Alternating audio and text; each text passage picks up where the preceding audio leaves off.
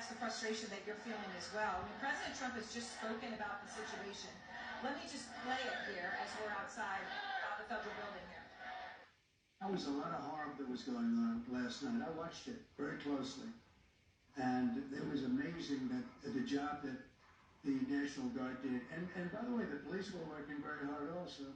But, you know, the police are given instructions to be politically correct. I said, no, you don't have to be politically correct. You have to do the job. To do everything I can to keep our community safe, but every day I'm looking forward to talking to the leadership to find out exactly what we're going to be doing. Just a very simple question. Do you need the Marines? Do you need the National Guard right now? Or go back a second. When we had the fires earlier this year, as the Sheriff of Los Angeles County, we have certain steps that we take if we need assistance. What I do is reach out, obviously within our own department, and then I start implementing the mutual aid system. That means I initially will go to other law enforcement agencies within the County of Los Angeles. I contact the state, and then I'll start utilizing other law enforcement agencies, our neighbors basically.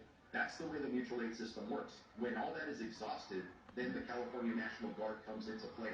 That did not happen here, so that's why we're trying to understand and more importantly work with this new system that is unprecedented.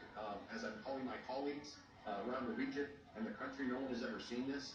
But again, my job is to try and work through it. We're asked to keep the public safe, and our deputies do a good job. I heard them say that the police are doing a good job. I do agree with that, but it was our police officers in Los Angeles, our deputy sheriffs who supported them, and the many agencies we called for mutual aid last night that came in and were able to get everything settled last night. That's who the credit goes to, and we do very good here with unrest.